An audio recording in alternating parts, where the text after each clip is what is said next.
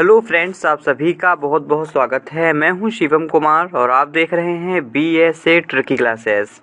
तो फ्रेंड्स, आज की इस क्लास में हम डिस्कस करने वाले हैं आपके साथ में आपके एग्ज़ाम के लिए हिंदी और जीके के कुछ बहुत ही महत्वपूर्ण प्रश्न। तो आप लोगों से रिक्वेस्ट है कि प्लीज़ आप लोग क्लास को मिल के शेयर कीजिएगा, क्लास को सपोर्ट कीजिए, क्लास को शेयर करके। अगर आपको क्लास अच्छी लगी तो क्लास को लाइक करना। तो फ्रेंड्स, आशा करेंगे आज की क्लास को आप लोग सपोर्ट करेंगे, मिलकर शेयर करेंगे और अपनी क्लास में 200 प्लस लाइव स्टूडेंट्स लेके आएंगे। चलिए दोस्तों, शुरू करते हैं आज की क्लास को और देखते हैं आज का पहला क्वेश्चन। अगर आपको क्लास अच्छी लगे, पसंद आए तो लाइक कीजिएगा, बट इससे पहले आप लोग क्लास को शेयर कर दीजिए। तो फ्रेंड्स, देखते हैं आज का पहला प्रश्न। तो आपका हिंदी का पहला प्रश्न है कि निम्न में से योग रूढ़ शब्द है। तो पीला, जलज, पर या दूध वाला, बताइए इनमें से कौन सा एक योग रूढ़ शब्द है।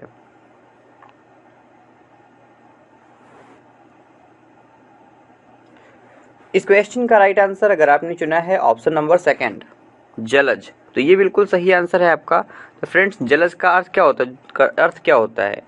देखिए, जलज पर्यायवाची होता है कमल का, ठीक है, जल में जन्म लेने वाला, ठीक है ना, इसको जलज बोलते हैं।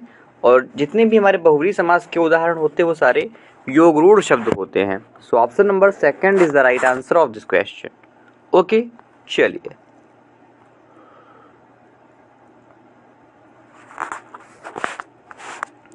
फ्रेंड्स, आपका अगला प्रश्न है पंकज, जलज आदि किस प्रकार के शब्द हैं। तो रूढ़, यौगिक, योग रूढ़ या मिश्रित।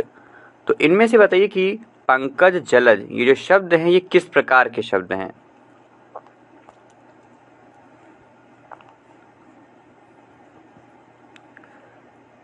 फ्रेंड्स, इस क्वेश्चन का राइट आंसर अगर आपने चुना है ऑप्शन नंबर थर्ड, योग रूढ़, ठीक है। तो अभी हम लोगों ने डिस्कस किया कि जो जलज है वो किस प्रकार का शब्द है, तो वो हमारा योग रूढ़ शब्द है।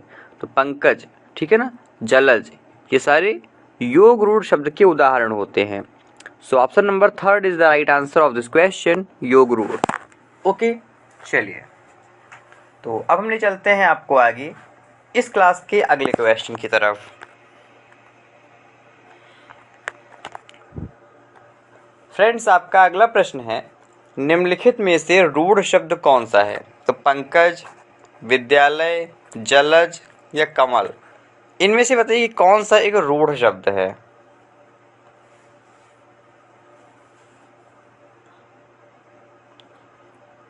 इस क्वेश्चन का राइट आंसर हो जाएगा हमारा ऑप्शन नंबर 4, कमल, ठीक है फ्रेंड्स। आप याद रखेंगे कि निम्नलिखित में से एक रूढ़ शब्द कौन सा है, तो जो कमल है यह एक रूढ़ शब्द का उदाहरण है। So option number 4 is the right answer of this question, कमल। बाकी पंकज और जलज हमारे योग रूढ़ शब्द है और जो विद्यालय है ये भी हमारा योग रूढ़ शब्द है, ठीक है ना। सो option number 4 is the right, जो विद्यालय है ये हमारा यौगिक शब्द है। Okay, so option number 4 is the right answer of this question. चलिए मेरे प्यारे दोस्तों, आपका अगला प्रश्न है कि प्रत्येक शब्द में कौन सा उपसर्ग है। तो प्रत्येक शब्द में कौन सा उपसर्ग लगा हुआ है इस क्वेश्चन में आपको बताना है। आपके ऑप्शंस हैं प्रा, प्रति, एक या एक। बताइए फ्रेंड्स कि प्रत्येक शब्द में कौन सा उपसर्ग है। Very easy question.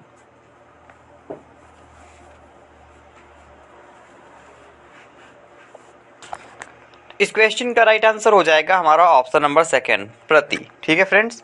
तो प्रत्येक शब्द में प्रति उपसर्ग का प्रयोग हुआ है। So option number second is the right answer of this question, प्रत्येक, यानी कि प्रति प्लस एक मिलके प्रत्येक बनता है। तो जो प्रति है ये प्रत्येक शब्द का उपसर्ग है। So option number second is the right answer of this question. Clear friends? चलिए आपका अगला प्रश्न है बैठक शब्द में कौन सा प्रत्यय है। तो बै, बैठ, अक या का। तो फ्रेंड्स बताइए कि बैठक शब्द में हमारा कौन सा प्रत्यय लगा हुआ है।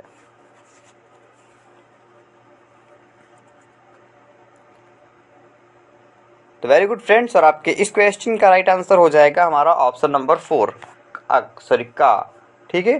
तो बैठक शब्द में कौन सा प्रत्यय है। बैठक शब्द में अक प्रत्यय का प्रयोग हुआ है। So option number 3 is the right answer of this question, अक। चलिए फ्रेंड्स, आपका अगला प्रश्न है कि पानी ना बरसता तो धान सूख जाता, किस प्रकार का वाक्य है? तो पानी ना बरसता तो धान सूख जाता, ये किस प्रकार का वाक्य है? आपके ऑप्शन है आज्ञावाचक, संकेतवाचक, संदेहवाचक या इच्छावाचक। बताइए।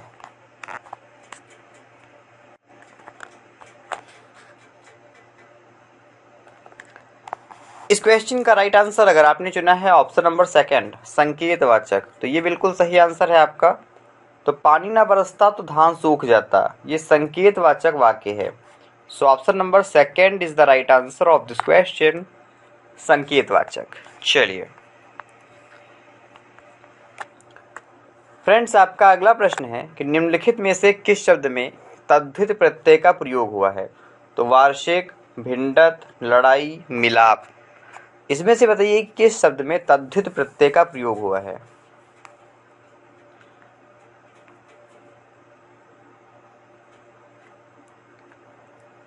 तो वेरी गुड फ्रेंड्स, और अगर आपने चुना है आपके इस क्वेश्चन का right answer option number first, वार्षिक, तो ये बिल्कुल सही आंसर है आपका।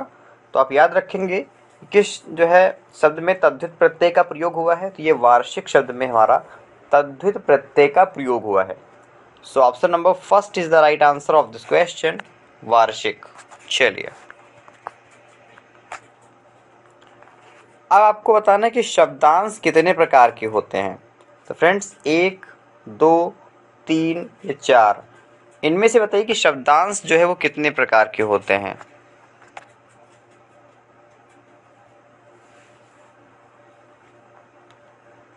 इस क्वेश्चन का राइट आंसर हो जाएगा ऑप्शन नंबर सेकंड, 2। ठीक है, तो आप याद रखेंगे कि शब्दांश कितने प्रकार के होते हैं। तो शब्दांश जो है वो 2 प्रकार के होते हैं। सो option number second is the right answer of this question. चलिए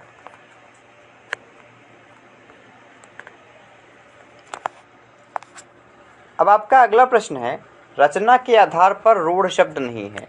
दिनांक, आँख, विज्ञान या घोड़ा, इनमें से बताइए कि कौन सा शब्द रचना के आधार पर रूढ़ नहीं है।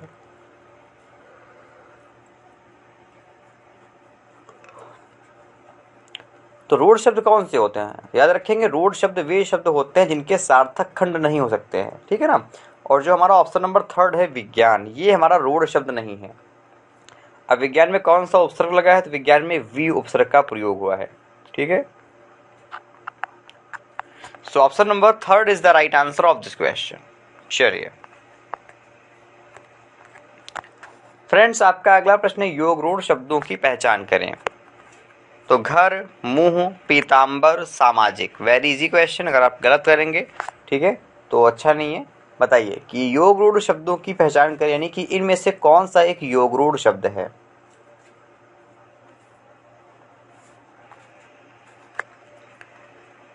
इस क्वेश्चन का राइट आंसर हो जाएगा हमारा ऑप्शन नंबर थर्ड, पीताम्बर। ठीक है फ्रेंड्स, तो कौन सा एक योग रूढ़ शब्द का उदाहरण है? तो आप याद रखेंगे, जो पीताम्बर है यह एक योग रूढ़ शब्द का उदाहरण है।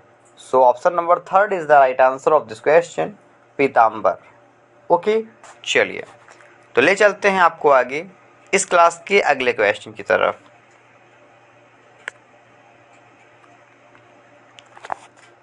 आपका अगला प्रश्न है, विकल्प में दिए गए शब्दों में से किस शब्द का तद्भवीकरण नहीं हुआ है? Very good question. तो बताइए फ्रेंड्स कि किन, जैसे आपके सामने 4 ऑप्शंस हैं और इनमें से किस शब्द का तद्भवीकरण नहीं हुआ है? आपके ऑप्शन है अफसर, लालटेन, कप्तान या हॉस्पिटल।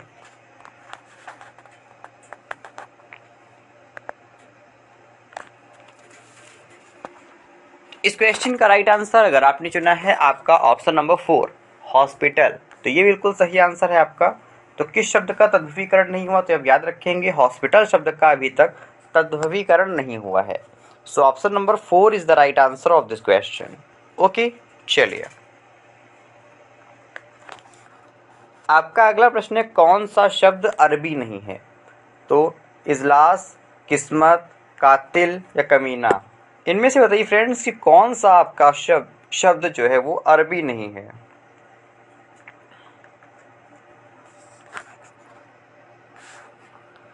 इस क्वेश्चन का राइट आंसर हो जाएगा ऑप्शन नंबर 4, कमीना। जो कमीना वर्ड है ये अरबी भाषा का नहीं है। सो ऑप्शन नंबर 4 जिनका भी आंसर आ रहा है बिल्कुल सही उत्तर है। Very good. चलिए, तो अब हम देखते हैं इस क्लास का अगला प्रश्न।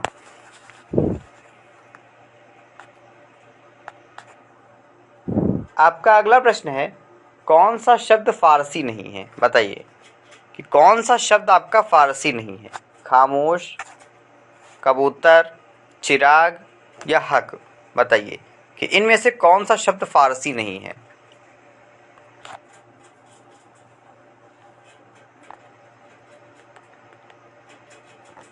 तो इस क्वेश्चन का राइट आंसर अगर आपने चुना है ऑप्शन नंबर 4 हक, तो ये बिल्कुल सही आंसर है आपका। तो याद रखेंगे कि कौन सा शब्द फारसी नहीं है। जो हक शब्द है ये फारसी शब्द नहीं है। So option number 4 is the right answer of this question, हक। चलिए,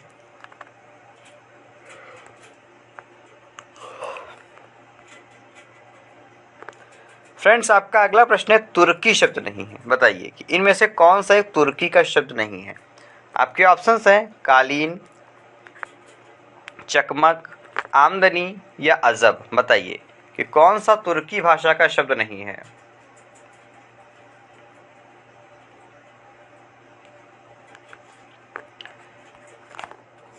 इस क्वेश्चन का राइट आंसर अगर आपने चुना है ऑप्शन नंबर 4 अजब, तो ये बिल्कुल सही आंसर है आपका। तो कौन सा तुर्की भाषा का शब्द नहीं है, तो याद रखेंगे जो अजब शब्द है ये तुर्की भाषा का नहीं है।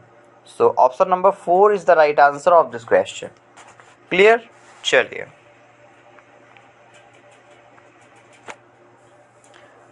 फ्रेंड्स आपका अगला भी काफ़ी अच्छा क्वेश्चन है कि शब्द शक्ति के प्रकार नहीं है। तो शब्द शक्ति के कितने प्रकार होते हैं, मैंने आपको पढ़ाया था कि शब्द शक्ति के जो प्रकार होते हैं वो 3 प्रकार होते हैं। कौन कौन से? अभिधा, लक्षणा और व्यंजना। तो ये शब्द शक्ति के 3 प्रकार होते हैं। जो तत्सम होता है ये हमारा नहीं होता है, ठीक है। So option number 2 is the right answer of this question कि जो तत्सम है ये शब्द शक्ति का प्रकार नहीं होता है। ओके, चलिए, तो अब हम देखते हैं इस क्लास का अगला प्रश्न। आपका अगला प्रश्न है, हे राम तुम कहाँ हो, वाक्य में कौन सा कारक है। तो फ्रेंड्स, हे राम तुम कहाँ हो, इस वाक्य में कौन सा कारक है? संबंध, अधिकरण, संबोधन या अपादान।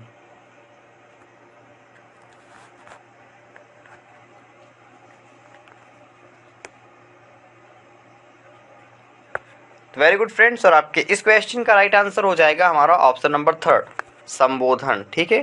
तो हे राम तुम कहाँ हो इसमें संबोधन कारक है, क्योंकि इसमें राम जी को संबोधित किया जा रहा है। So option number 3 is the right answer of this question, संबोधन। चलिए,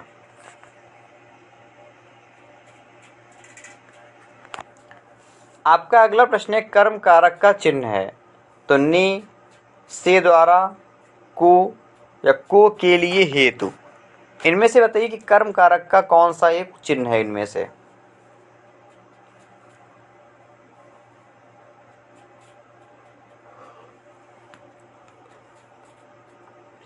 इस क्वेश्चन का राइट आंसर अगर आपने चुना है ऑप्शन नंबर 3 कर्म। देखिए, कर्ता ने, कर्म को, तो कर्म कारक का कौन सा चिन्ह है, तो ये को होता है।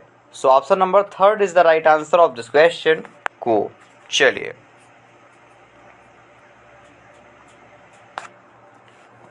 दोस्तों आपका अगला प्रश्न दिया गया है, गरीबों की सहायता करो। तो गरीब शब्द क्या है बताइए कि गरीबों की सहायता करो, तो इसमें से जो गरीब है ये क्या है। आपके ऑप्शन है विशेषण, विशेष, जातिवाचक संज्ञा या भाववाचक संज्ञा। बताइए।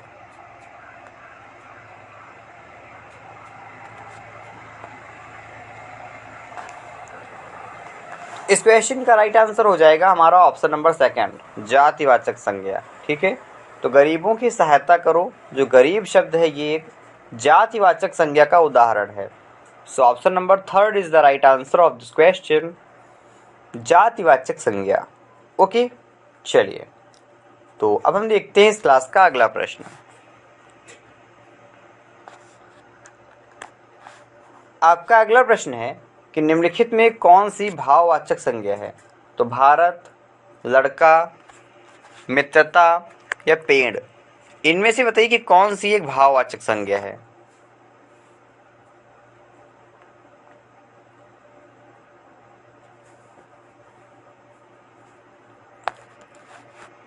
इस क्वेश्चन का राइट आंसर अगर आपने चुना है ऑप्शन नंबर 3 मित्रता, तो ये बिल्कुल सही आंसर है आपका। तो फ्रेंड्स कौन सी एक भाववाचक संज्ञा है? तो याद रखेंगे जो मित्रता शब्द है यह एक भाववाचक संज्ञा का उदाहरण है। तो ऐसे में हमारा राइट आंसर हो जाएगा ऑप्शन नंबर 3 मित्रता। ओके फ्रेंड्स, चलिए तो अब हम ले चलते हैं आपको आगे इस क्लास के अगले क्वेश्चन की तरफ।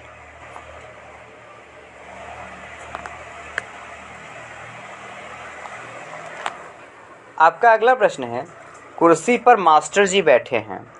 इस वाक्य में कुर्सी शब्द किस कारक में है? तो कुर्सी शब्द जो है वो किस कारक में है? करण कारक, संप्रदान कारक, असंबंध कारक या अधिकरण कारक? बताइए कि कुर्सी पर मास्टर जी बैठे हैं, तो इस वाक्य में कुर्सी शब्द किस कारक में है?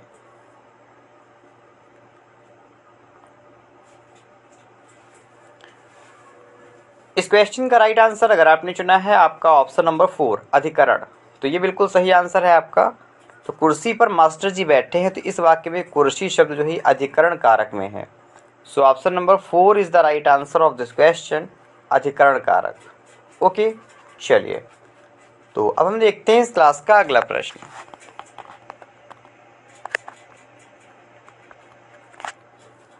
आपका अगला प्रश्न है, रमा विद्यालय से घर जाती है में कारक है।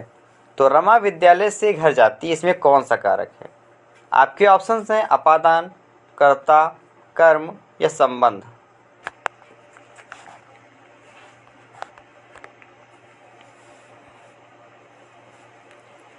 इस क्वेश्चन का राइट आंसर हो जाएगा ऑप्शन नंबर 1 अपादान। ठीक है, तो रमा विद्यालय से घर जाती है, जिसमें भी से किसका होता है?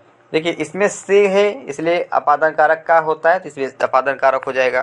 ठीक है, ऐसे ही इसमें पर लगा हुआ है तो कुर्सी के संदर्भ में, ठीक है, तो अधिकरण का में और पर होता है, इसलिए इसमें अधिकरण कारक हो जाएगा। ठीक है, सारे कारक चिन्ह आप याद कर लीजिए, इसमें संज्ञा पूछा गया था। चलिए आपका अगला प्रश्न है कि राज्यपाल में कौन सी संज्ञा है? इस क्वेश्चन को हम लोगों ने कल भी डिस्कस किया था। व्यक्तिवाचक संज्ञा, जातिवाचक, भाववाचक या समूहवाचक? इनमें से बताइए कि राज्यपाल में कौन सी संज्ञा है?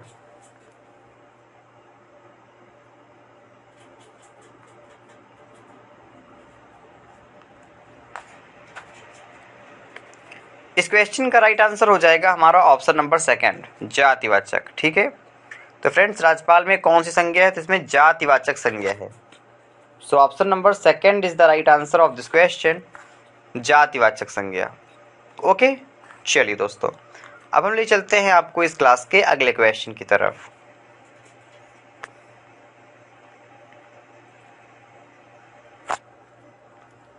आपका अगला प्रश्न है, निम्नलिखित में स्त्रीलिंग शब्द है। तो किन्नर, अहिंसा, अंतरी या अपरिग्रह? तो बताइए इनमें से कौन सा एक शब्द आपका स्त्रीलिंग शब्द का उदाहरण है?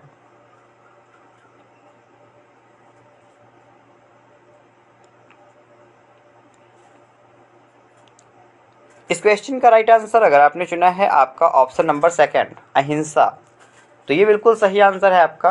तो फ्रेंड्स हिंसा और हिंसा, ठीक है ना, जो शब्द हैं ये हमारे स्त्रीलिंग शब्द के उदाहरण होते हैं। तो ऐसे में जिनका भी आंसर ऑप्शन नंबर 2 आ रहा है बिल्कुल सही उत्तर है उनका। Very good, keep it up.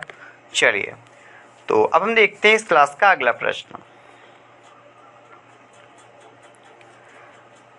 आपका अगला प्रश्न है, पेड़ से पत्ता गिरा। यहाँ पेड़ में कारक है, तो पेड़ से पत्ता गिरा, तो इसमें पेड़ या सॉरी इसमें जो है पेड़ में से क्या इसमें कौन सा कारक है? आपके ऑप्शन से करण कारक, संप्रदान कारक, अपादान कारक या कर्म कारक?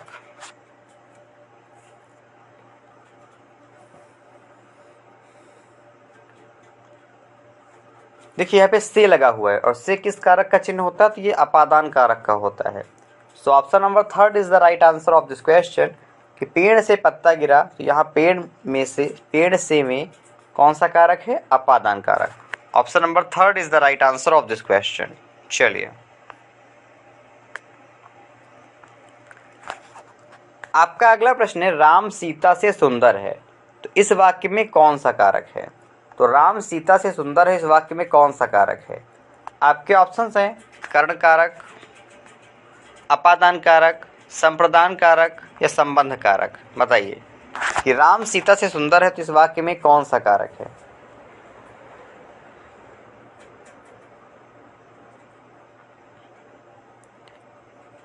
इस क्वेश्चन का राइट आंसर हो जाएगा हमारा ऑप्शन नंबर सेकंड, अपादान कारक। ठीक है, कौन सा कारक है? अपादान कारक है। चलिए,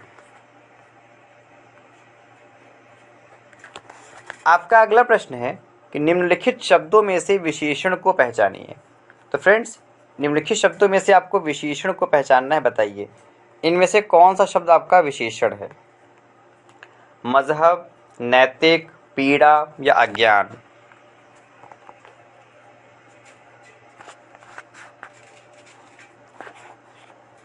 इस क्वेश्चन का राइट आंसर हो जाएगा हमारा ऑप्शन नंबर सेकंड, नैतिक। ठीक है, तो नैतिक शब्द ये विशेषण का प्रकार होता है। Option number second is the right answer of this question, नैतिक। Clear friends? चलिए, तो अब हम ले चलते हैं आपको आगे इस क्लास के अगले क्वेश्चन की तरफ।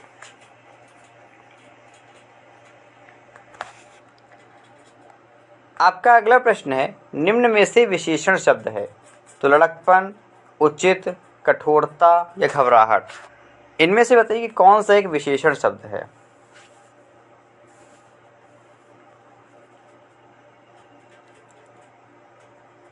इस क्वेश्चन का राइट आंसर अगर आपने चुना है ऑप्शन नंबर सेकंड, उचित, तो ये बिल्कुल सही आंसर है आपका। तो याद रखेंगे कौन सा एक विशेषण शब्द है? जो उचित शब्द है यह एक विशेषण शब्द का उदाहरण है।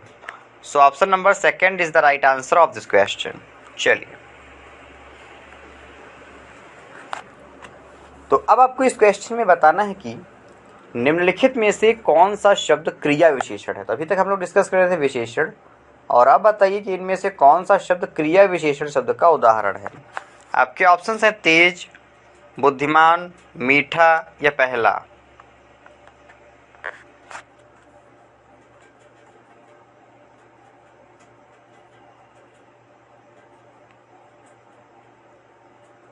इस क्वेश्चन का राइट आंसर अगर आपने चुना है ऑप्शन नंबर फर्स्ट, तेज। ठीक है, तो कौन सा शब्द आपका क्रिया विशेषण का उदाहरण है? तो ये तेज शब्द जो है क्रिया विशेषण का उदाहरण है।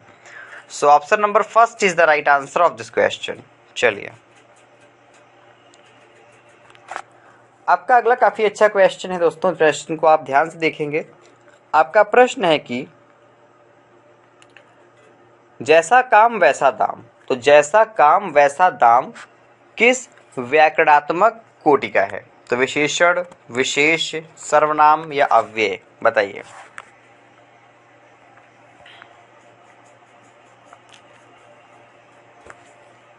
तो जैसा काम वैसा दाम ये जो है विशेषण व्याकरणात्मक कोटि का है।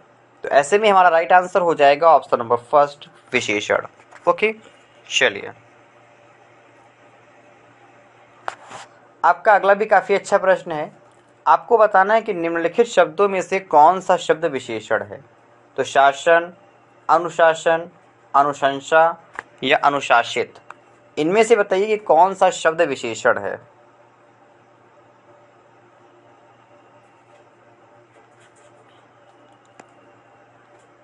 इस क्वेश्चन का राइट आंसर हो जाएगा हमारा ऑप्शन नंबर 4, अनुशासित। ठीक है, जो अनुशासित शब्द है ये विशेषण है।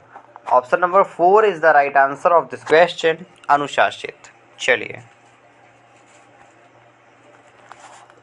आपका अगला प्रश्न है, राधा को पीट दो, इस वाक्य में कौन सी क्रिया है? तो राधा को पीट दो, तो इस वाक्य में कौन सी क्रिया है? बताइए। आपके ऑप्शंस हैं इच्छा बोधक, अभ्यास बोधक, शब्द बोधक या अनुमति बोधक? बताइए।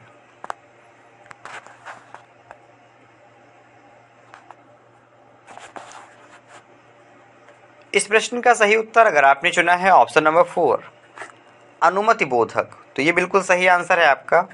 तो फ्रेंड्स, राधा को पीट दो इस वाक्य में अनुमति बोधक शब्द का उदाहरण, ये जो है अनुमत बोधक शब्द का उदाहरण है। So option number 4 is the right answer of this question. Clear friends? चलिए, तो अब हम ले चलते हैं आपको आगे इस क्लास के अगले क्वेश्चन की तरफ।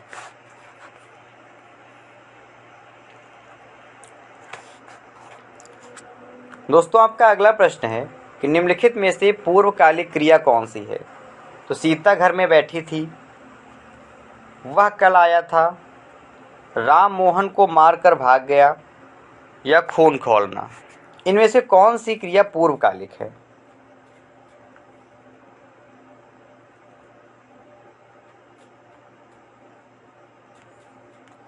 इस क्वेश्चन का राइट आंसर हो जाएगा हमारा ऑप्शन नंबर 3, राम मोहन को मारकर भाग गया। ठीक है, तो यह एक पूर्वकालिक क्रिया है क्योंकि इसमें एक क्रिया समाप्त होने के बाद तुरंत दूसरी क्रिया चालू हो गई है। ठीक है ना, तो राम मोहन को मारकर भाग गया।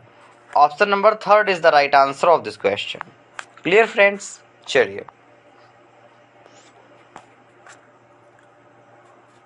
फ्रेंड्स, आपका अगला प्रश्न है चलना फिरना दौड़ना कैसी क्रिया है? तो चलना फिरना दौड़ना ये किस प्रकार की क्रिया है? आपके ऑप्शन है मुख्य क्रिया, सहायक क्रिया, अकर्मक क्रिया या सकर्मक क्रिया।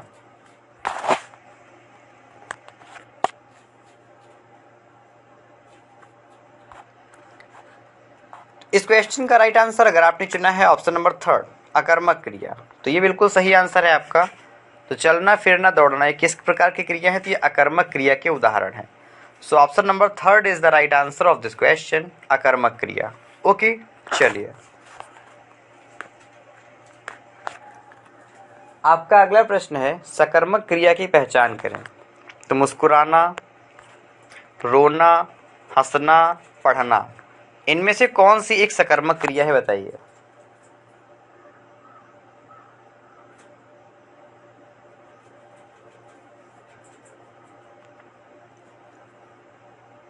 इस क्वेश्चन का राइट आंसर अगर आपने चुना है आपका ऑप्शन नंबर 4 पढ़ना, तो फ्रेंड्स ये बिल्कुल सही आंसर है आपका।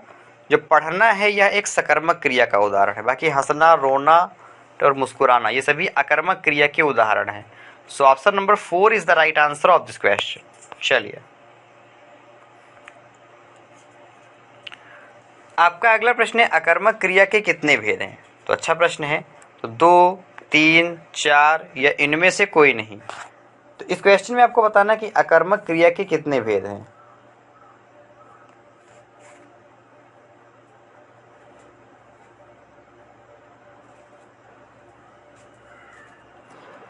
इस क्वेश्चन का राइट आंसर हो जाएगा ऑप्शन नंबर 1 2। ठीक है, तो अकर्मक क्रिया के कितने भेद होते हैं? तो याद रखेंगे अकर्मक क्रिया के 2 भेद होते हैं। सो option number 1 is the right answer of this question, 2। चलिए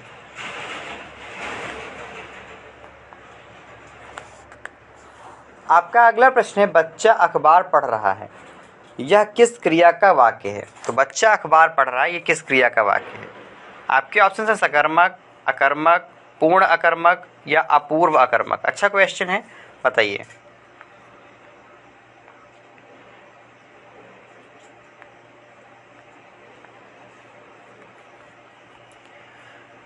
इस क्वेश्चन का राइट आंसर हो जाएगा हमारा ऑप्शन नंबर 1 सकर्मक। ठीक है, तो बच्चा अखबार पढ़ रहा है ये सकर्मक क्रिया का उदाहरण है। ओके, चलिए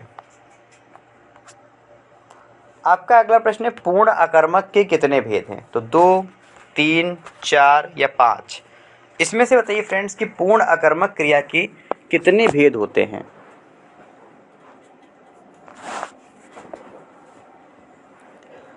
इस क्वेश्चन का राइट आंसर हो जाएगा हमारा ऑप्शन नंबर 1 2।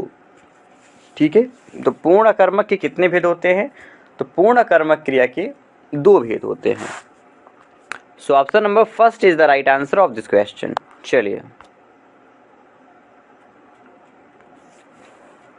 आपका अगला प्रश्न है निम्न में भूतकाल का उदाहरण है।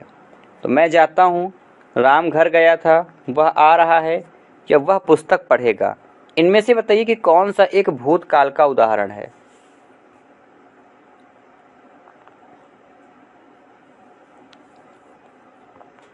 इस क्वेश्चन का राइट आंसर हो जाएगा ऑप्शन नंबर 2 राम घर गया था। तो राम घर गया था ये भूतकाल का जो है उदाहरण है। So option number 2 is the right answer of this question. चलिए आपका अगला प्रश्न है निम्न में भाववाच्य है। तो फ्रेंड्स बताइए कि किसमें जो है भाववाच्य है? मोहन पुस्तक पढ़ता है, श्याम पत्र लिखता है, मोहन से बैठा नहीं जाता या पत्र लिखा जाता है।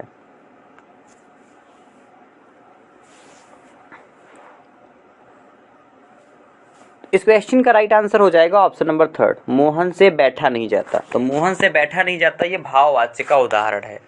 So option number 4 is the right answer of this question, Mohan से बैठा नहीं जाता।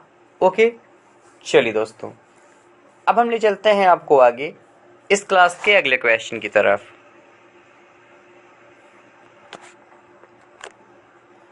आपका अगला प्रश्न है कि निम्नलिखित शब्दों में से निपात का उदाहरण कौन सा है। तो ठीक, निकट, इधर या कल, इनमें से बताइए फ्रेंड्स कि कौन सा एक निपात का उदाहरण है।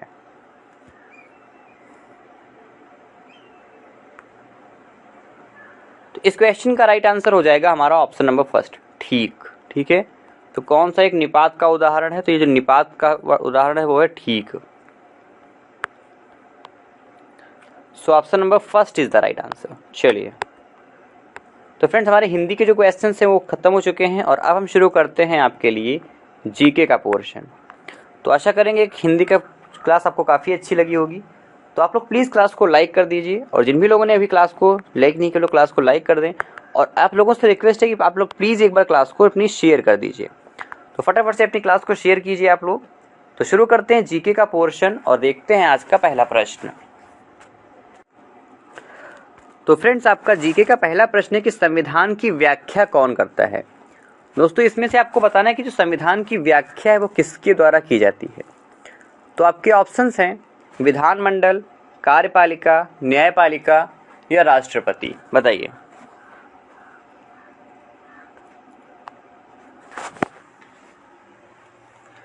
इस क्वेश्चन का राइट आंसर अगर आपने चुना है ऑप्शन नंबर थर्ड, न्यायपालिका, तो ये बिल्कुल सही आंसर है आपका।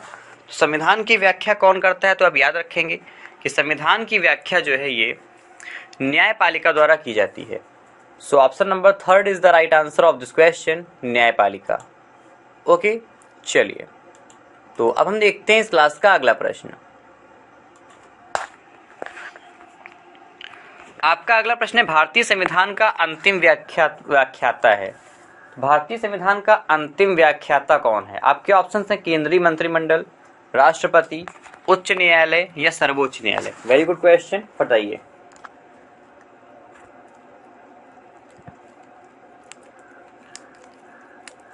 तो फ्रेंड्स इस क्वेश्चन का राइट आंसर अगर आपने चुना है आपका ऑप्शन नंबर 4, सर्वोच्च न्यायालय, तो ये बिल्कुल सही आंसर है आपका। तो फ्रेंड्स आप याद रखेंगे कि भारतीय संविधान का अंतिम व्याख्याता कौन है, तो ये सर्वोच्च न्यायालय है। So option number 4 is the right answer of this question, सर्वोच्च न्यायालय। चलिए, आपका अगला प्रश्न है भारतीय संविधान का अभिरक्षक कौन है। तो फ्रेंड्स बताइए कि भारतीय संविधान का अभिरक्षक कौन है। आपके ऑप्शंस हैं भारत का राष्ट्रपति, भारत का मुख्य न्यायाधीश, भारत का प्रधानमंत्री या राज्यसभा का अध्यक्ष।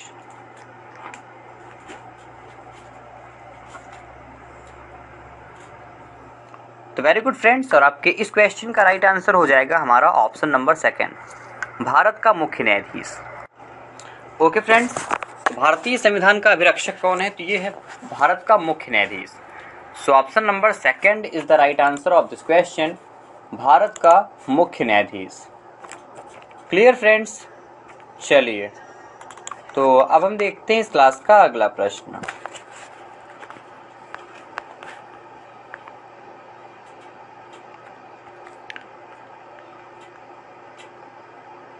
आपका अगला प्रश्न है कि भारत के उच्चतम न्यायालय की केंद्र और राज्यों के बीच विवाद का निपटारा करने की शक्ति किसके अंतर्गत आती है। बताइए कि भारत के उच्चतम न्यायालय की केंद्र और राज्यों के बीच विवाद का निपटारा करने की जो शक्ति है वो किसके अंतर्गत आती है। आपके ऑप्शन हैं मौलिक अधिकारिता, संवैधानिक अधिकारिता, परामर्श अधिकारिता या अपील अधिकारिता। बताइए।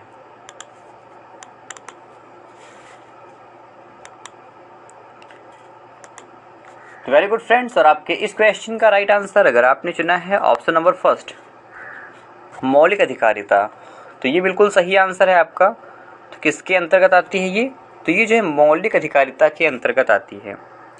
सो option number first is the right answer of this question, मौलिक अधिकारिता। ओके फ्रेंड्स, चलिए, तो अब हम ले चलते हैं आपको क्लास के अगले क्वेश्चन की तरफ। दोस्तों, आपका अगला प्रश्न है, उच्चतम न्यायालय में कितने न्यायाधीश हैं? बताइए कि उच्चतम न्यायालय में कितने न्यायाधीश हैं, 25, 26, 30 या 31? बताइए कि उच्चतम न्यायालय में न्यायाधीशों की संख्या कितनी है।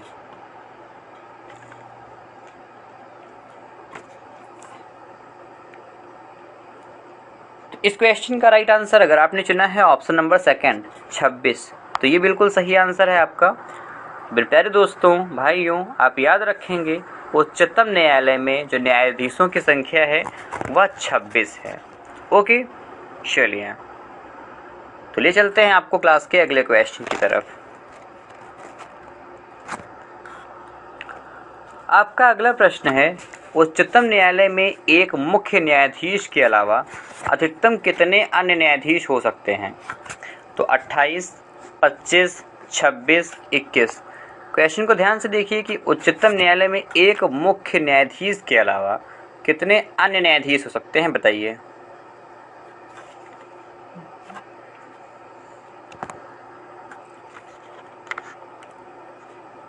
तो फ्रेंड्स, इस क्वेश्चन को आप बताएंगे अपने कमेंट बॉक्स में, ठीक है? वीडियो के लास्ट तक बताइएगा इसको कमेंट बॉक्स में। देखते हैं अगला प्रश्न।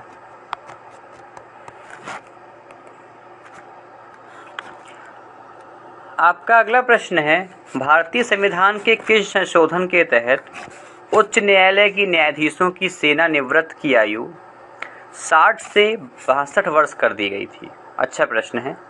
आपके ऑप्शन है 10वें, 12वें, 15वें या 245वें।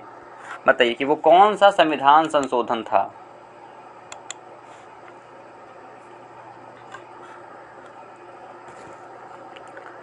इस क्वेश्चन का राइट आंसर हो जाएगा हमारा ऑप्शन नंबर थर्ड, 15वें संविधान संशोधन। किसकी? 15वें संविधान संशोधन के तहत। चलिए, आपका अगला प्रश्न है कि उच्च न्यायालय के सेवानिवृत्त न्यायाधीश को वकील के रूप में कार्य करने की अनुमति नहीं होती है, तो किस न्यायालय में उसको कार्य करने की अनुमति नहीं होती है? आपके ऑप्शन है उच्चतम न्यायालय में, भारत के किसी भी न्यायालय में, उच्च न्यायालय में या उस उच्च न्यायालय में जिसमें वह सेवानिवृत्त हुआ है।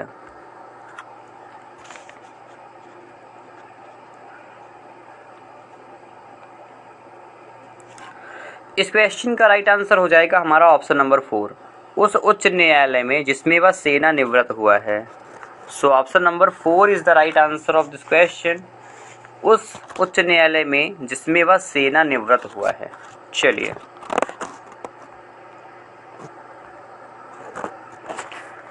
फ्रेंड्स, आपका अगला प्रश्न है कि राज्य के लिए एक निर्वाचन याचिका का निर्णय करने का अधिकार किसको है?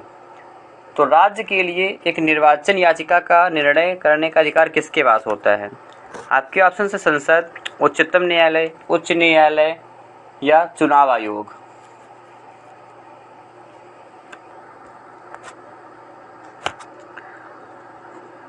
इस क्वेश्चन का राइट आंसर हो जाएगा ऑप्शन नंबर थर्ड, उच्च न्यायालय। ठीक है, किसके पास में होता है? ये उच्च न्यायालय के पास में होता है।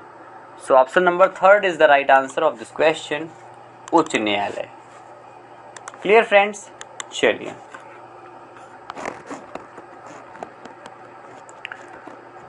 फ्रेंड्स, आपका अगला प्रश्न है कि न्यायपालिका द्वारा बनाए गए कानून को कहते हैं। तो न्यायपालिका द्वारा बनाए गए कानून को क्या कहा जाता है? आपके ऑप्शन है साधारण कानून, निर्णय विधि, विधि का नियम या प्रशासनिक कानून। बताइए कि न्यायपालिका द्वारा बनाए गए कानून को क्या कहते हैं?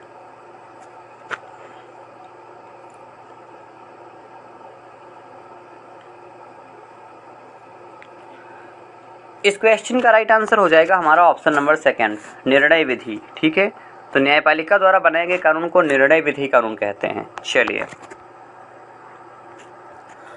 आपका अगला प्रश्न, सबसे पहले किस उच्च न्यायालय ने घोषणा की थी कि बंद असंवैधानिक, कि बंद वैधानिक है, यानी कि बंद जो है वो बंद अवैधानिक है। यहाँ पे अंश नहीं, अवैधानिक होना चाहिए। इस क्वेश्चन को डिस्कस भी किया गया है।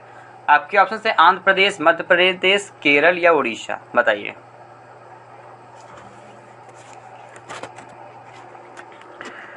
इस क्वेश्चन का राइट आंसर हो जाएगा ऑप्शन नंबर 3 केरल। किस उच्च न्यायालय ने घोषणा की थी? तो केरल उच्च न्यायालय ने। चलिए फ्रेंड्स, आपका अगला प्रश्न, निम्नलिखित में से कौन सा तत्व राज्य का अनिवार्य तत्व नहीं है?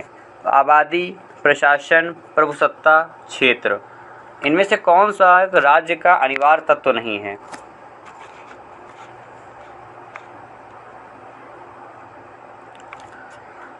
इस क्वेश्चन का राइट आंसर हो जाएगा ऑप्शन नंबर 2 प्रशासन। ठीक है, तो कौन सा राज्य का अनिवार्य तत्व नहीं है? जो प्रशासन है ये राज्य का अनिवार्य तत्व नहीं है। So option number 2 is the right answer of this question. चलिए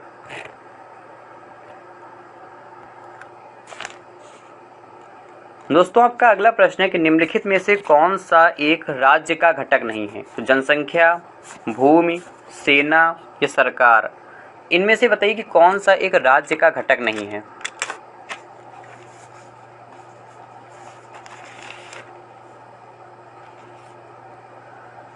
इस प्रश्न का सही उत्तर अगर आपने चुना है ऑप्शन नंबर 3 सेना, तो ये बिल्कुल सही आंसर है आपका। तो कौन सा एक राज्य का घटक नहीं है? तो याद रखेंगे जो सेना है ये राज्य का घटक नहीं होता है, ये केंद्र सरकार का घटक होता है। So option number 3 is the right answer of this question, सेना। चलिए आपका अगला प्रश्न है कि निम्नलिखित में से कौन सी एक राज्य की विशिष्टता नहीं है? तो आबादी, प्रभुसत्ता, राज्य क्षेत्र या नागरिकता, इनमें से कौन सी एक राज्य की विशिष्टता नहीं है? बताइए।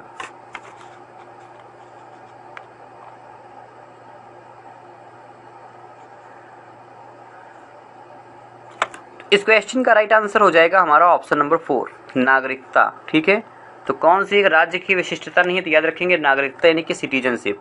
सो option number 4 is the right answer of this question, नागरिकता। ओके, चलिए आपका अगला प्रश्न है कि राज्य का एक अनिवार्य तत्व निम्न में से कौन सा है? तो प्रभुसत्ता, शासन, राज्य क्षेत्र या ये सभी, तो बताइए इनमें से कौन सा एक जो है अनिवार्य यानी कि राज्य का अनिवार्य तत्व है?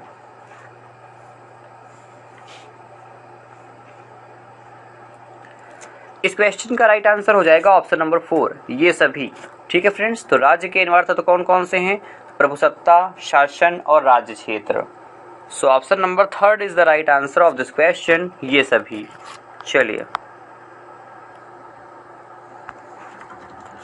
आपका अगला प्रश्न है कि स्वतंत्रता को किस प्रकार सीमित किया जा सकता है?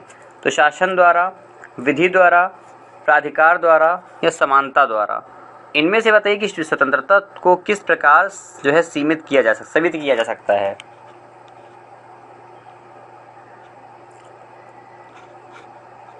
तो फ्रेंड्स ये भी काफ़ी अच्छा क्वेश्चन है और आपने इस क्वेश्चन को भी अपने कमेंट बॉक्स में बताएंगे। ठीक है, और आपके 2 क्वेश्चन हैं, अब इतने सफिशिएंट हैं। तो अब हम देखते हैं इस क्लास का अगला प्रश्न। तो आप लोग एक जो है कंप्लेन है आप लोगों से कि आप लोग आंसर्स देते नहीं कमेंट बॉक्स में, तो प्लीज़ दिया करें। देखते हैं इस क्लास का अगला प्रश्न। आपका अगला प्रश्न है कि भारत के स्थलाकृतिक मानचित्र निम्न में से कौन सा संगठन बनाता है? तो भारत के स्थलाकृतिक मानचित्र जो है कौन सा संगठन बनाता है? आपके ऑप्शंस हैं भारतीय भौगोलिक सर्वेक्षण, भारतीय सर्वेक्षण, भारतीय भूवैज्ञानिक सर्वेक्षण या भारतीय पुरातत्विक सर्वेक्षण। बताइए कि भारत के स्थलाकृतिक मानचित्र कौन बनाता है?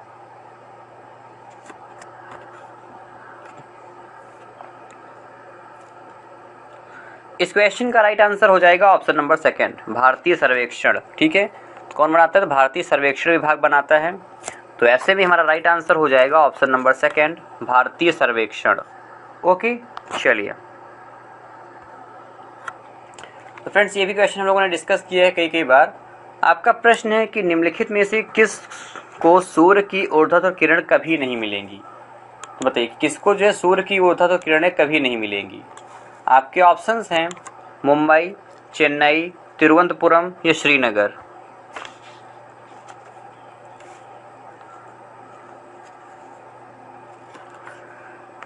तो इस क्वेश्चन का राइट आंसर अगर आपने चुना है आपका ऑप्शन नंबर 4 श्रीनगर, तो ये बिल्कुल सही आंसर है आपका। तो कौन नहीं मिलेंगी, किस को नहीं मिलेंगी? तो श्रीनगर को। सो option number 4 is the right answer of this question. Clear friends? चलिए फ्रेंड्स आपका अगला प्रश्न है कि निम्नलिखित में से वह शहर या कस्बा कौन सा है जो सबसे अधिक उत्तरी अक्षांश पर स्थित है। तो पटना, इलाहाबाद, पंचमढ़ी या अहमदाबाद। बताइए कि वह शहर या कस्बा कौन सा है जो सबसे अधिक उत्तरी अक्षांश पर स्थित है।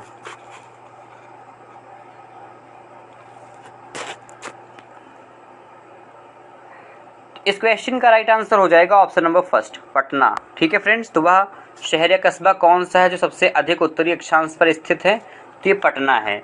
So option number first is the right answer of this question, Patna. Clear. चलिए तो दोस्तों अब हम देखते हैं इस क्लास का अगला प्रश्न।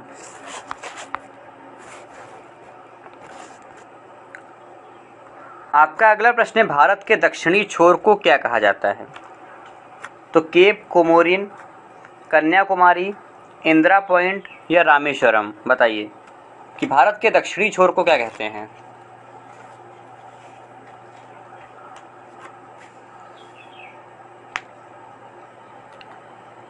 इस क्वेश्चन का राइट आंसर हो जाएगा option number third, Indira point. ठीक है फ्रेंड्स, तो भारत के दक्षिणी छोर को क्या कहते हैं, तो इसको इंदिरा पॉइंट कहा जाता है। So option number third is the right answer of this question कि भारत के दक्षिणी छोर को इंदिरा पॉइंट के नाम से जानते हैं। सो option number third is the right answer of this question. Okay, चलिए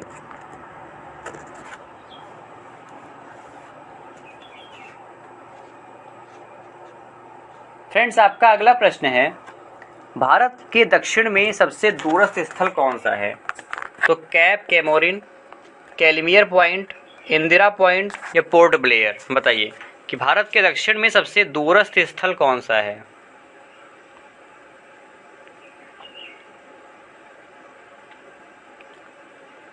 तो इस क्वेश्चन का राइट आंसर हो जाएगा option number third, Indira point. ठीक है, तो भारत के दक्षिण में सबसे दूरस्थ स्थल कौन सा है, तो यह है इंदिरा पॉइंट।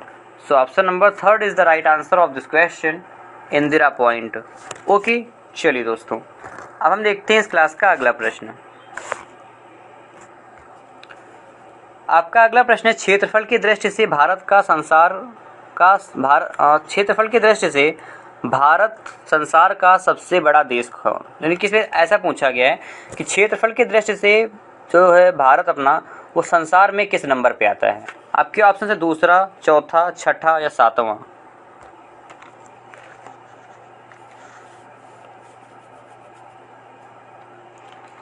इस क्वेश्चन का राइट आंसर हो जाएगा ऑप्शन नंबर फोर, सातवां। ठीक है, तो किस नंबर पे आता है, तो ये सातवें नंबर पे आता है। Option number four is the right answer of this question. चलिए आपका अगला प्रश्न है कि भारत का क्षेत्रफल पाकिस्तान से लगभग गुना बड़ा है। तो भारत का क्षेत्रफल पाकिस्तान से कितना बड़ा है। आपके ऑप्शंस हैं 3 गुना, 4 गुना, 6 गुना या 9 गुना।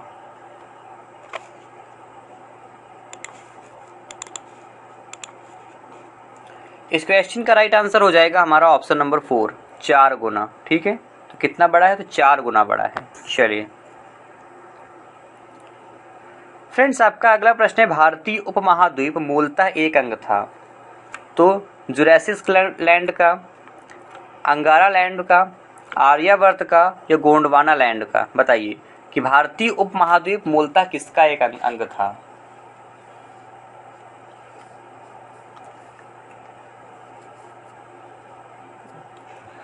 इस क्वेश्चन का राइट आंसर हो जाएगा ऑप्शन नंबर 4, गोंडवाना लैंड का। ठीक है, तो फ्रेंड्स भारतीय उपमहाद्वीप मूलतः गोंडवाना लैंड का एक अंग था। सो option number 4 is the right answer of this question. Okay, चलिए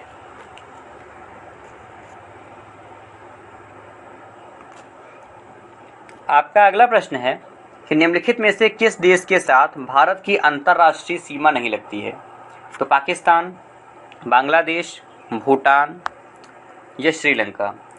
तो फ्रेंड्स इसमें से बताइए कि जो है किस देश के साथ भारत की अंतर्राष्ट्रीय सीमा नहीं लगती है।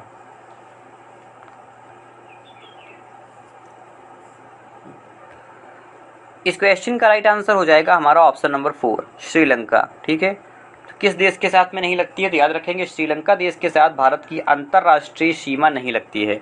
So option number 4 is the right answer of this question, Sri Lanka. Okay, चलिए आपका अगला प्रश्न है, निम्नलिखित में कौन सा देश पल्क स्ट्रेट से जुड़े हैं? तो भारत एवं श्रीलंका, उत्तरी कोरिया एवं दक्षिण कोरिया, पाकिस्तान एवं चीन या ब्रिटेन और फ्रांस। इनमें से बताइए कि कौन से देश पल्क स्ट्रेट से जुड़े हैं।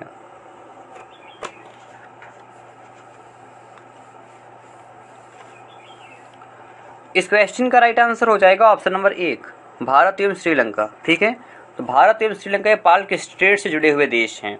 सो option number first is the right answer of this question, Bharat एवं श्रीलंका। ओके, चलिए आपका अगला प्रश्न है, पाक जल संधि किन दो देशों के बीच है? तो फ्रेंड्स, पाक जल संधि किन दो देशों के बीच है आपको बताना है। आपके ऑप्शंस हैं भारत और पाकिस्तान, पाकिस्तान और श्रीलंका, भारत और श्रीलंका या पाकिस्तान और ईरान। बताइए।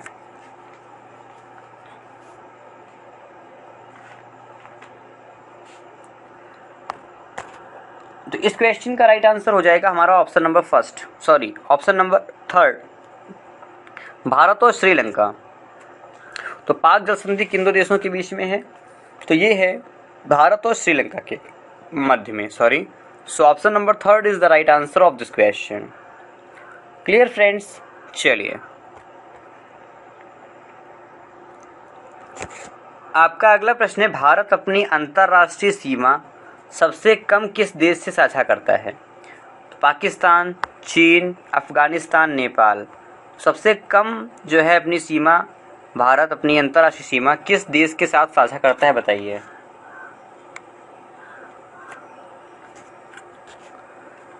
तो इस प्रश्न का सही उत्तर हो जाएगा हमारा ऑप्शन नंबर थर्ड, अफगानिस्तान। ठीक है, किस देश के साथ? तो अफगानिस्तान के साथ। सो option number third is the right answer of this question, Afghanistan. Okay, चलिए माय डियर फ्रेंड्स, आपका अगला प्रश्न है कि निम्न में से कौन सा पोताश्रय प्राकृतिक पोताश्रय नहीं है? तो इनमें से कौन सा एक प्राकृतिक पोताश्रय नहीं है, यानी कि पोर्ट नहीं है? आपके ऑप्शंस हैं चेन्नई, मुंबई, कोचीन या पारदीप।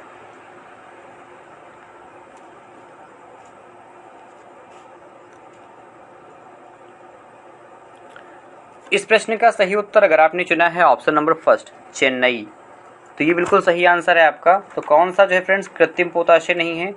तो चेन्नई नहीं है। So option number first is the right answer of this question, Chennai. Okay, चलिए तो अब हम देखते हैं इस क्लास का अगला प्रश्न।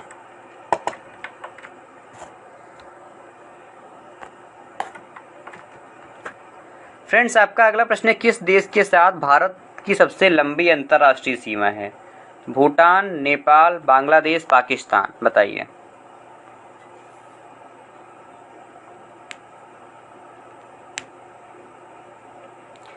इस क्वेश्चन का राइट आंसर हो जाएगा ऑप्शन नंबर थर्ड, बांग्लादेश। ठीक है, तो किस देश के साथ भारत की सबसे लंबी अंतर्राष्ट्रीय सीमा है? तो याद रखेंगे ये बांग्लादेश के साथ में है। So option number third is the right answer of this question, Bangladesh. चलिए आपका अगला प्रश्न है, चांद की तरह प्रवस्थाएं दिखने वाला ग्रह, यानी कि चांद की तरह दिखने वाला ग्रह कौन सा है? आपके ऑप्शंस हैं शुक्र, प्लूटो, बृहस्पति या मंगल।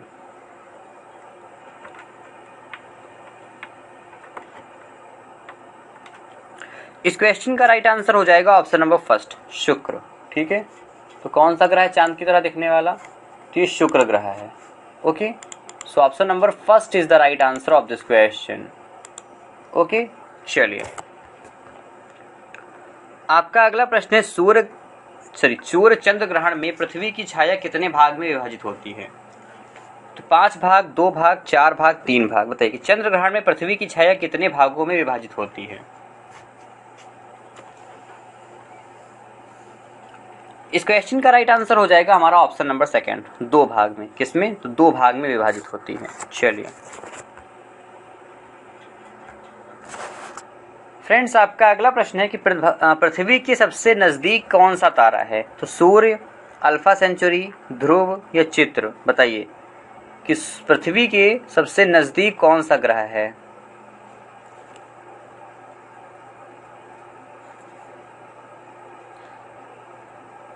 इस क्वेश्चन का राइट आंसर हो जाएगा ऑप्शन नंबर फर्स्ट, सूर्य। चलिए अब आपका प्रश्न है कि सूर्य के बाद पृथ्वी से सबसे नजदीक तारा कौन सा है। तो अभी हमने डिस्कस किया सबसे नजदीक तारा कौन सा है, तो वो सूर्य है। और अब बताइए कि सूर्य के बाद पृथ्वी से सबसे नजदीकी तारा कौन सा है। आपके ऑप्शंस हैं वेगा, सीरियस, प्रॉक्सिमा सेंचुरी या अल्फा सेंचुरी।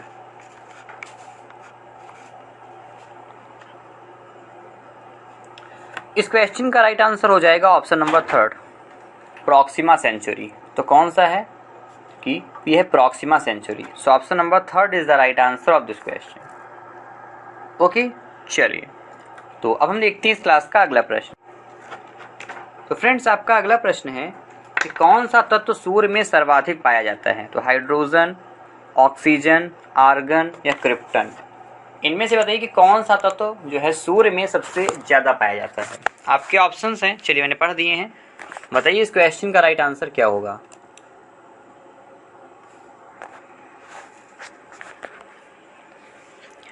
इस क्वेश्चन का राइट आंसर हो जाएगा ऑप्शन नंबर फर्स्ट, हाइड्रोजन। ठीक है, तो कौन सा तत्व सूर्य में सबसे ज्यादा पाया जाता है, तो आप याद रखेंगे ये है हाइड्रोजन तत्व।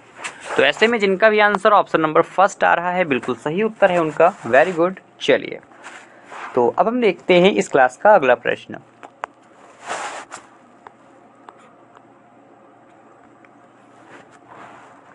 आपका अगला प्रश्न है निम्नलिखित में से किसको लाल ग्रह कहा जाता है। तो फ्रेंड्स बताइए कि लाल ग्रह किसको कहते हैं। तो आपके ऑप्शंस हैं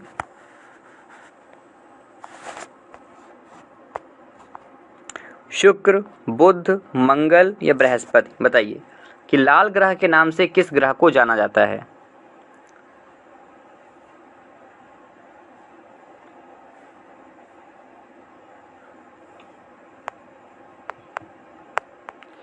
इस क्वेश्चन का राइट आंसर हो जाएगा हमारा ऑप्शन नंबर थर्ड, मंगल। ठीक है, तो लाल ग्रह के नाम से किस ग्रह को जानते हैं, तो याद रखेंगे लाल ग्रह के नाम से मंगल ग्रह को जाना जाता है।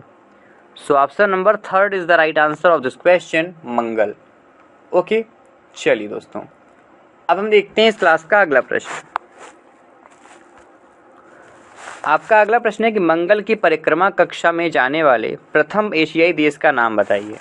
तो जापान, भारत, पाकिस्तान, चीन। अच्छा प्रश्न है, सिंपल सा क्वेश्चन है। तो मंगल की कक्षा में जाने वाला प्रथम एशियाई देश कौन था।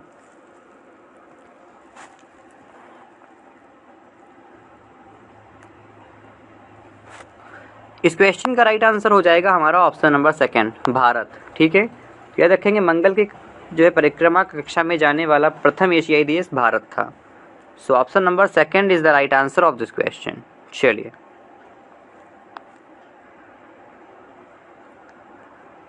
आपका अगला प्रश्न है सूर्य से पृथ्वी तक पहुंचने में प्रकाश को कितना समय लगता है। 8 घंटे 20 सेकंड, 8 घंटे 20 मिनट होना चाहिए।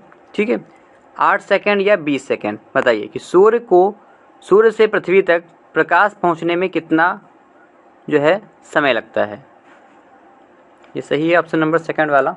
ठीक है, यहाँ पे सही लिखा हुआ सेकंड ही होगा और आपका राइट आंसर भी यही होगा कि सूर्य से पृथ्वी तक पहुंचने में प्रकाश को जो समय लगता है वो लगता है 8 minute 20 second. So option number second is the right answer of this question, 8 minutes and 20 seconds. चलिए दोस्तों आपके इस वीडियो का अगला और अंतिम प्रश्न है कि तुल्यकाली उपग्रह पृथ्वी के गिर्द घूमता है।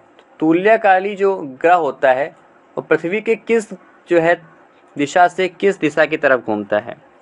आपके ऑप्शंस हैं पूर्व से पश्चिम, उत्तर से दक्षिण, पश्चिम से पूर्व, उत्तर से दक्षिण या दक्षिण से उत्तर।